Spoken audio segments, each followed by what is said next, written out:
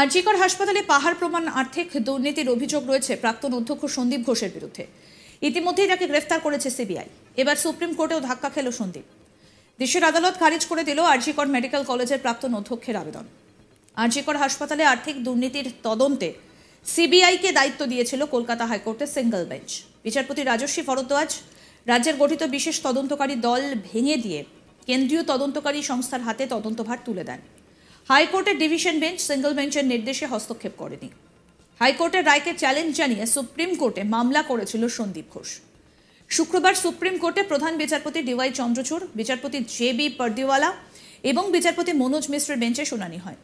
সেই শুনানিতে supreme court জানিয়ে দেয় কলকাতা হাইকোর্টের নির্দেশে হস্তক্ষেপ করছে না সুপ্রিম কোর্ট। সন্দীপ ঘোষের আবেদন ছিল আর্থিক দুর্নীতির মামলায় যে সিবিআই তদন্তের নির্দেশ দেওয়া হয়েছে এবং মূল যে ধর্ষণের মামলা, পুরো বিষয়টা একসঙ্গে যুক্ত করা হচ্ছে, তাতেই আপত্তি তার। সুপ্রিম কোর্ট সন্দীপের আবেদন খারিজ করে দিয়ে জানিয়ে দেয় এই বিষয়ে তারা হস্তক্ষেপ করবে না।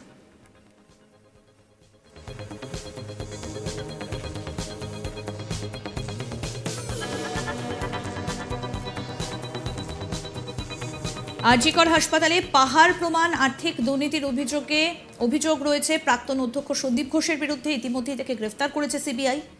এবার সুপ্রিম কোর্টেও ধাক্কা খেল সন্দীপ। দেশের আদালত খারিজ করে দিল আরজিকর মেডিকেল কলেজের প্রাক্তন অধ্যক্ষের আবেদন। আরজিকর হাসপাতালে আর্থিক দুর্নীতির তদন্তে সিবিআইকে দায়িত্ব দিয়েছিল কলকাতা হাইকোর্টের সিঙ্গল বেঞ্চ। বিচারপতি রাজস্বী ভরদ্বাজ রাজ্যের গঠিত বিশেষ তদন্তকারী দল ভেঙে দিয়ে কেন্দ্রীয় তদন্তকারী সংস্থার হাতে তদন্তভার তুলে দেন। হাইকোর্টের ডিভিশন বেঞ্চ সিঙ্গল বেঞ্চের নির্দেশে হস্তক্ষেপ করেনি। হাইকোর্টের রায়কে চ্যালেঞ্জ জানিয়ে সুপ্রিম কোর্টে মামলা করেছিল সন্দীপ ঘোষ। শুক্রবার সুপ্রিম কোর্টে প্রধান বিচারপতি ডিওয়াই চন্দ্রচূড়, বিচারপতি জে.বি. পারদিওয়ালা এবং বিচারপতি মনোজ মিশ্রের বেঞ্চে শুনানি হয়। সেই শুনানিতেই সুপ্রিম কোর্ট জানিয়ে দেয় কলকাতা হাইকোর্টের নির্দেশে হস্তক্ষেপ করছে না সুপ্রিম কোর্ট। সন্দীপ ঘোষের আবেদন ছিল আর্থিক দুর্নীতির মামলায় যে সিবিআই তদন্তের নির্দেশ দেওয়া হয়েছে এবং মূল যে মামলা, পুরো বিষয়টা একসঙ্গে যুক্ত করা হচ্ছে, তাতেই আপত্তি তার। সুপ্রিম কোর্ট সন্দীপের আবেদন খারিজ করে দিয়ে জানিয়ে দেয় এই বিষয়ে তারা হস্তক্ষেপ করবে না। আমাদের প্রতিনিধি মানস নস্কর কি প্রতিবেদন তুলে ধরেছেন, শুনবো। সন্দীপ ঘোষ তাকে গত সোমবার সেন্ট্রাল ব্যুরো অফ ইনভেস্টিগেশন তারা গ্রেফতার করেছিল কলকাতা হাইকোর্টের নির্দেশে। তারপরেই তিনি কলকাতা হাইকোর্টের এই নির্দেশ, সিবিআই তদন্তের যে নির্দেশ ছিল তার বিরুদ্ধে, সেই নির্দেশের বিরুদ্ধে তিনি সুপ্রিম কোর্টের দ্বারস্থ হয়েছিলেন। কালকে প্রধান বিচারপতির বেঞ্চ, সুপ্রিম কোর্টের প্রধান বিচারপতি ডিওয়াই চন্দ্রচূড়ের বেঞ্চ কালকে না বসার জন্য এই মামলার শুনানি হয়নি। আজকে সেই বিষয়টি শুনানি হয়েছে প্রধান বিচারপতির বেঞ্চে।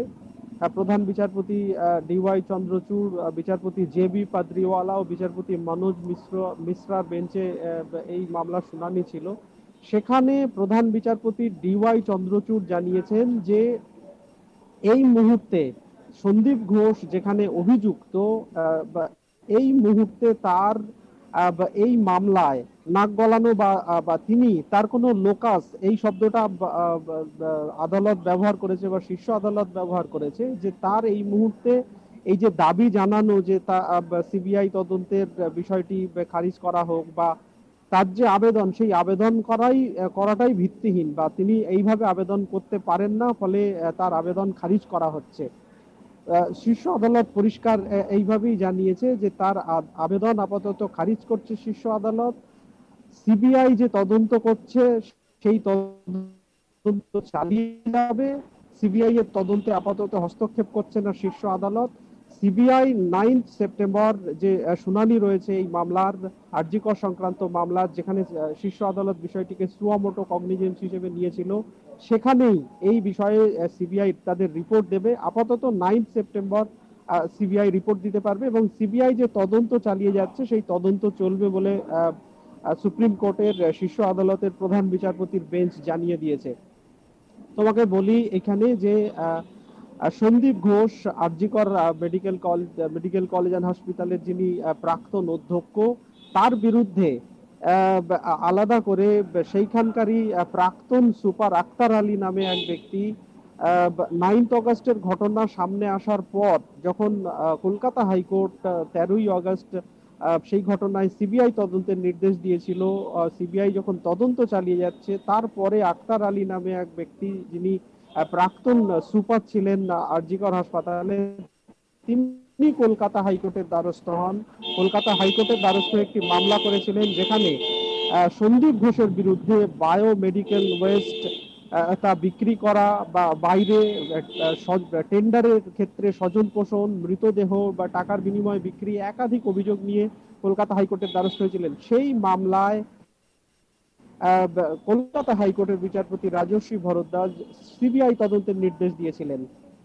কারণ কি, বিচারপতি রাজর্ষি ভরদ্বাজ তার নির্দেশের একটা জায়গায় উল্লেখ করেছিলেন যে যেখানে 9 অগাস্টের এই ঘটনার মতো একটি বিষয়, অত্যন্ত নৃশংস একটি ঘটনা সামনে এসেছে, সেই ঘটনার সাথে এই বায়োমেডিকেল ওয়েস্ট বা সন্দীপ ঘোষের বিরুদ্ধে যে অভিযোগগুলো এনেছেন আক্তার আলী নামে এই ভদ্রলোক, তার কোনো নেক্সাস বা কোনো যোগসূত্র আছে কিনা সেটা খতিয়ে দেখবে সিবিআই। তার কারণ সিবিআই যেহেতু আগে থেকেই এই বিষয়ে তদন্ত করছে, ফলে সেই জন্যই বিচারপতি রাজর্ষি ভরদ্বাজের মনে হয়েছিল যে এই আদৌ কোনো নেক্সাস আছে কিনা সেই বিষয়টি সিবিআই খতিয়ে দেখুক, বা সিবিআই এরই খতিয়ে দেখা উচিত বলে তার মনে হয় বলে সিবিআই এর হাতেই তিনি তদন্তভার দিয়েছিলেন।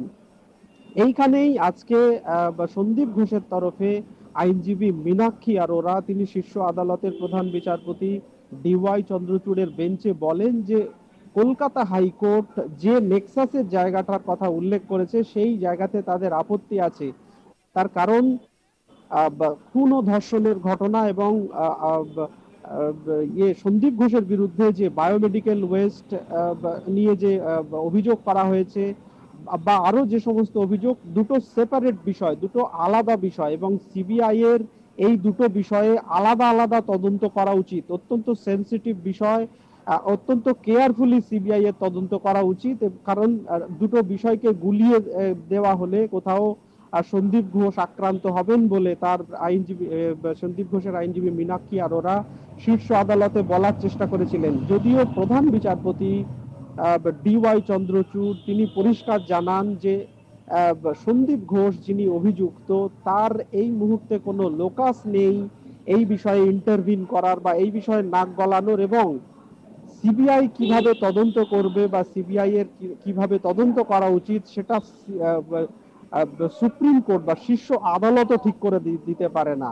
এবং শীর্ষ আদালতের মনে হয়েছে যে কলকাতা হাইকোর্ট এই বায়োমেডিকেল ওয়েস্টের বিষয়ে যে এই বিষয়টা যখন সামনে এসেছে, সেই বিষয়ে একটা যুক্তিসঙ্গত সিদ্ধান্ত বা সেই বিষয়ে আদৌ কিছু। আরো আপডেট পেতে দেখতে থাকুন আজ তাক বাংলার ইউটিউব চ্যানেল, সাবস্ক্রাইব করুন।